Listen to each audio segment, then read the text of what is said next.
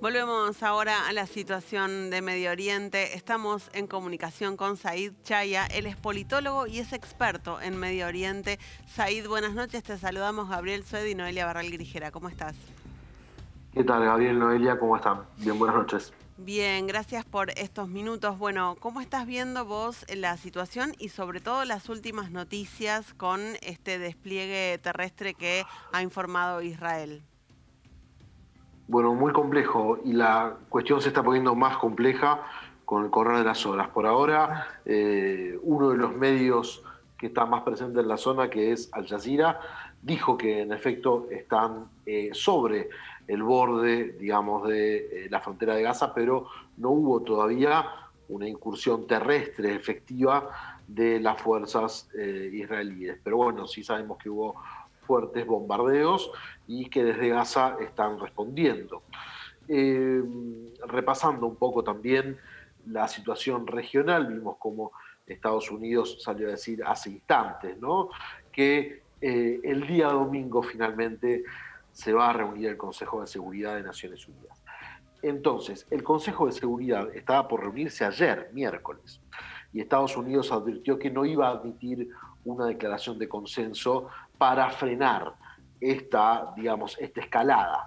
El hecho de que finalmente den la posibilidad de una sesión para el día domingo indica que hay una suerte de negociaciones que, por supuesto, a las que nosotros no accedemos, ¿no? Que deben estar seguramente teniendo lugar en este momento entre las potencias globales y los dos actores de la región, que son fundamentalmente, bueno, Israel y Hamas, de alguna manera en representación de los palestinos. Said, lo que se ha contado hasta ahora, vos en todo caso después me corregirás, es que los primeros ataques de este episodio concreto, de lo que pasó en los últimos días, los primeros ataques fueron del grupo Hamas hacia Israel, de un lanzamiento de misiles que fueron frenados en su gran mayoría por esta cúpula de acero, de hierro de Israel, este sistema antimisiles, y que después vino la respuesta de las unidades del ejército israelí y que por supuesto causaron muchas más víctimas del lado palestino porque no tiene Palestina en Franja de Gaza la posibilidad de defensa que sí tiene Israel. Vos, Sí, por supuesto, debés no. tener una lectura mucho más profunda y Sí, compleja, pero no. yo simplemente te lo lanzo como disparador. No, sí, mira, muchas gracias. Mira, acá hay un problema de fondo.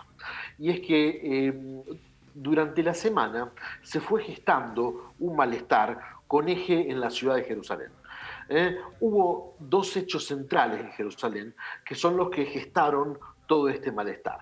En primer lugar, los desalojos, los violentísimos desalojos en el barrio de Sheikh Jarrah, ¿sí?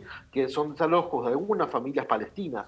No es que eran 500.000 personas, no, eran unas 30 familias palestinas a las cuales estaban obligando por una acordada de la Corte Suprema israelí, a retirarse de sus hogares, ¿sí? En virtud de lo cual estas personas resistieron porque están amparadas por el derecho internacional a quedarse en sus viviendas. Entonces, fueron esas imágenes del desalojo las que pegaron fuerte. Y si yo quisiera ponerme a explicarte el origen de este desalojo, tendría que remontarme, ¿no?, al año 67, cosa que no voy a hacer, digamos, pero esto de alguna manera nos demuestra la vigencia de un conflicto que tiene ya 70 y pico de años, Al ¿no? año 67, simplemente para no dejar en el aire la referencia, cuando se dispuso o se decidió a nivel internacional que la Franja de Gaza no era parte de Israel, este territorio concreto, sino que era parte de Palestina. No, en el año Ah, 67, perdón. en la tercera guerra Aclaralo israelí, vos, la dale, guerra de dale. los seis días, Estoy la haciendo guerra de lío. los 6 días, ¿sí? Cuando justamente Israel conquista toda la ciudad de Jerusalén. Esta población, si tenés un minuto te cuento, estas familias vivían desplazadas en Jerusalén occidental y van a ser forzadas a mudarse a Sheikh Jarrah. En ese momento se realiza un acuerdo a nivel internacional donde esas familias palestinas tienen la garantía de poder quedarse ahí en la medida en la que paguen y cumplan una serie de requisitos. La Corte Suprema israelí los está forzando a retirarse. Las imágenes del desalojo calaron muy fuerte en la opinión pública palestina. A ello se sumó justamente el Día de Jerusalén. El Día de Jerusalén es un día en el cual sectores, digamos, más ultranacionalistas de Israel marchan en memoria de la conquista de toda la ciudad de Jerusalén, habitualmente pasando por barrios árabes. ¿Cuál es la estrategia que tiene la policía israelí? Bueno, evita esa marcha, para evitar un conflicto, digamos, evita esa marcha, los manda al Muro de los Lamentos y al mismo tiempo evita la respuesta palestina, que estaban del otro lado del muro, reprimiendo y evitando que se mezclen los dos grupos. Con tan mala suerte, tan malatino, digamos, que la policía israelí persigue a los palestinos hasta dentro de la mezquita del Al-Aqsa en un día santo. Es como si, no sé, en la víspera de Navidad caen la policía de un ejército enemigo adentro de una iglesia, de un templo sagrado, en un día muy santo vinculado al Ramadán. Entonces, por un lado, el desalojo. Por otro lado, esta cuestión de la violación de la sacralidad de la mezquita del Aqsa en el Día de Jerusalén, ¿sí? Son las cuestiones que terminan de caldear la cosa.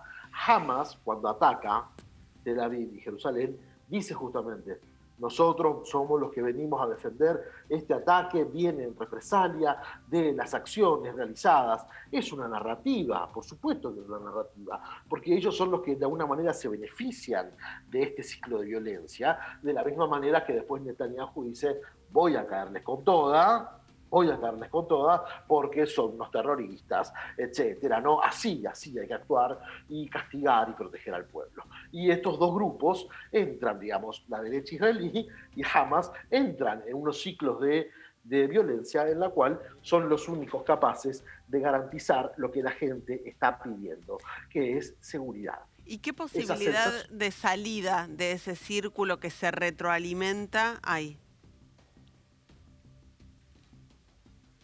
Nulas en el corto plazo. En el corto plazo y en el mediano plazo. Sorry que tenga que decir esto, pero la verdad es que mi pronóstico es muy negativo, ¿no? Entonces, mientras tengamos una dirigencia palestina como la que tenemos, que lleva 15 años sin ir a elecciones, donde prácticamente el diálogo entre las dos principales facciones que gobiernan Cisjordania y gobierna Gaza es muy limitado, y tengamos a un primer ministro israelí que lleva, no sé, 10 años, creo que un poco más de 10 años, negando y desinteresado por la posibilidad de un proceso de paz, esto no va a llevar a ningún lado, ¿sí?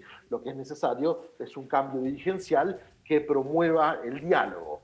¿Cómo puede lograrse esto? Esto puede lograrse mediante la presión no de la comunidad internacional, sino de los actores que intervienen directamente en la construcción de esa política, o sea, de ese relato de fuerza. Estados Unidos, en el caso de Israel, y Irán, por ejemplo, Irán, Rusia, quizá Turquía, quizá en el caso de Hamas, pero seguramente Irán junto con los otros aliados. Entonces no es que la comunidad internacional o Naciones Unidas tiene que venir a intervenir, es muy poco que puede hacer, son los actores de peso los que tienen que intervenir y decir: muchachos, acá, listo, se cortó, vamos, volvamos al proceso de paz, que está suspendido desde el año 2001. Clarísimo, clarísimo.